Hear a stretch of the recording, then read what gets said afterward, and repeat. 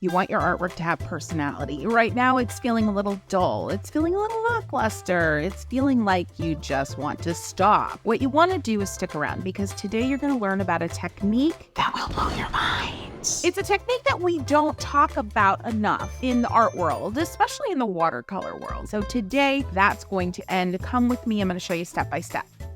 It's important to point out here that regardless of how you make art, if you're using some type of instrument that makes a mark, this is going to apply to you. So like a fountain pen or a pencil, any number of tiny brushes or big brushes. Okay, I think you get the point. And I'm going to try to prove my point by using most of what I've just shown you today. Now, to get you loosened up, grab a piece of paper and you're going to make a single continuous mark, and you're going to go between thin lines and thick lines. I'm kind of creating this like rolling hill type of mark. You can do a zigzag, you can do whatever you'd like. I found that the rolling hill mark gives you a nice smooth flow, so you can try to transition more easily between thin mark and thick mark. So you might have guessed it by now. The little trick that I'm talking about today definitely has to do with the kind of marks or strokes or lines that you make with your tool. And this exercise hints to the fact that the more interesting of a mark that you can make with any given tool you might pick up, the more interesting and personality-filled your artwork will eventually be. I have an idea. If you want to be really extra here, go grab yourself a stick from the yard. Dip a little bit of that stick into ink and see what kind of thick lines and thin lines you can make. I think you're getting my point. It doesn't really matter what you use. It's how you use it. If you're using a paintbrush or, say, a watercolor marker or any kind of marker, you may feel like as you make this continuous line that you're running out of paint or the juiciness of the material. Don't worry about that. Just work through it and continue to make your thin, thick line.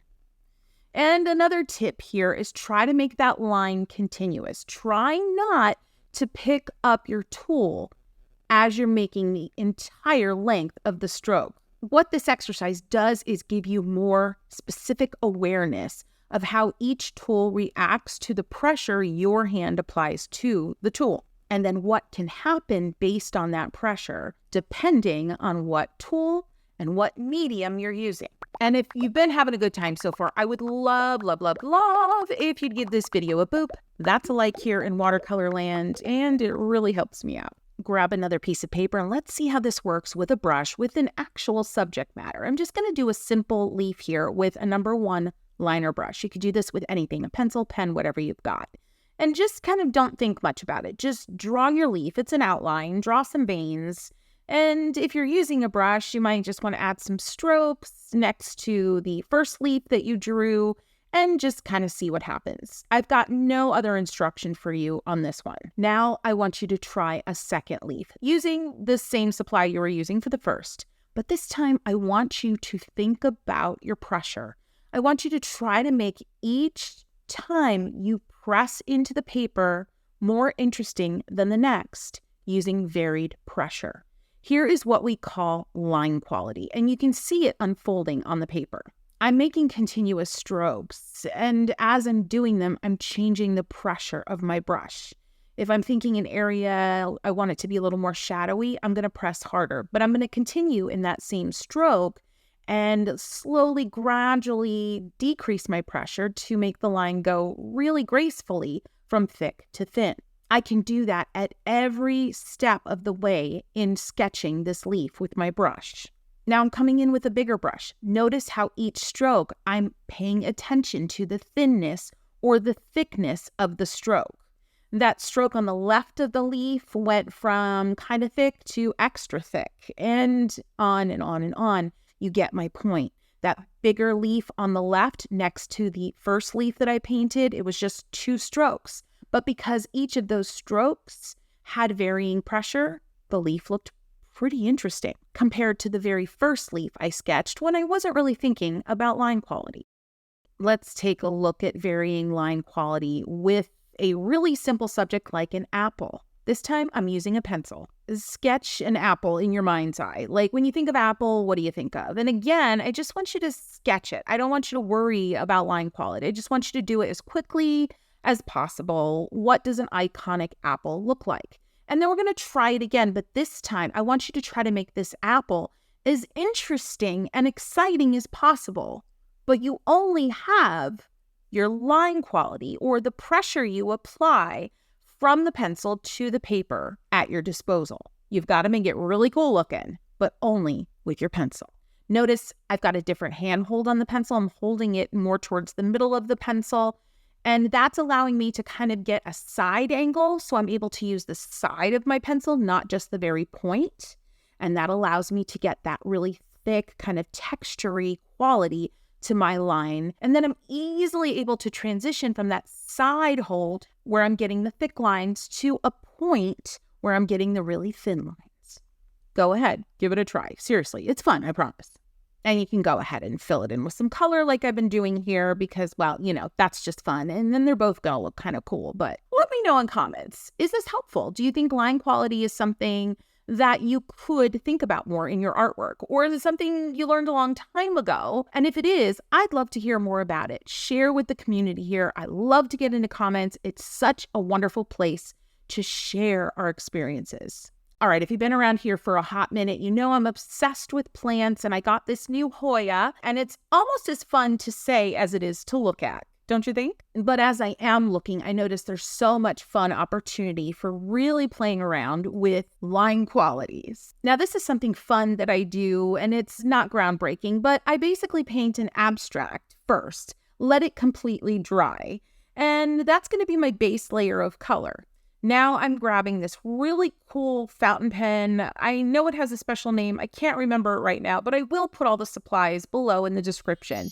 And I'm filling up that reservoir with my ink, and it's kind of a navy ink. Love it so much. This particular fountain pen, when I go on the side, kind of using it on its side, I get a thicker line. And then when I use it holding it perpendicular or just decreasing my pressure, I get a thinner line. Now, if you don't have one of these or you don't have a fountain pen at all, a couple of things you can do. Remember that stick I mentioned earlier, kind of as a joke? Well, it's not actually a joke.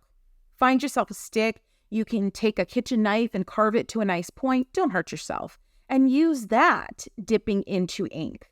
Or just use your favorite brush and sketch with the brush. And you're definitely going to get some amazing line quality when you start to vary the pressure on your brush. I am just going through over top of these very abstract washy strokes of color that I applied to this paper. I don't even remember when I did this. I didn't even think I was going to be drawing Hoya leaves when I painted this background. It's fun, though, to have that base layer kind of ready to go so you don't feel like the page is so scary and white. But just notice here, I'm keeping my shapes really simple, but I'm really concentrating, like in this third leaf that I'm now sketching, really concentrating on some interesting areas where I can press harder. Notice that center vein right down the middle. There's some areas that are noticeably thicker.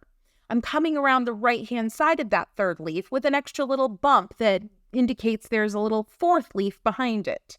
Now I'm going up into that second leaf or the mid-size leaf and using really light pressure overall, I'm adding some interesting vein texture. But just look at the entire picture, so to speak, right now, and just notice how much personality is in the simple outlines that are making up the vast majority of what's making this piece of artwork kind of fun to look at, right? And the nice thing is with line quality is you can really propel the development of your personal style if you lean into how you apply that pressure or how often you apply that extra pressure or how you put together a collection of really heavily applied marks in one area or how you put together heavily applied marks in one area compared to thinly applied marks in one area. Now, I know that's a whole lot of words, and there's also a whole lot of stuff going on the screen. So head into comments and let me know if this is making sense, if you have questions, or if you just need some clarity on how to start your own journey with exploring interesting line quality. If you need a little bit more direction, first, I want you to look up fashion sketches. Just do a Google image search for fashion sketches. And you're going to see a lot of what I'm talking about here with line quality. I'd love for you to look up Henri Matisse. And you don't typically think of his work when you think of like gestural drawings, for example, but he uses line quality in a kind of really in-your-face, thickly applied way that is super interesting. So take a peek for sure. Also, Google Toulouse-Lautrec. I'm sure I butchered that pronunciation, but that's not the point. What he does with his point is the point. Definitely Google his name plus the word sketches, illustrations, sketchbook, things like that. You're going to see some really interesting line quality. And last, I want you to look up Kandinsky sketches. I don't need to say anything else. I'll be honest, once you start thinking about changing up your line quality or really focusing on how that can come alive in your artwork, it's hard to ever look back. As I wrap up my Hoya sketch here, I have some top tips. Number one, I want you to just grab some paper as soon as you can this week and just try to make some really interesting marks with as many tools as you possibly can. This is a great excuse to get out some supplies that you haven't used in a long time or ever. Number two, I want you to grab at least 3 pieces of artwork that you created a long time ago that you didn't throw away, because you know how I feel about throwing away artwork. And I want you to try to enliven them, bring them back to life, add a little something to them, thinking with the whole line quality brain, and see what happens.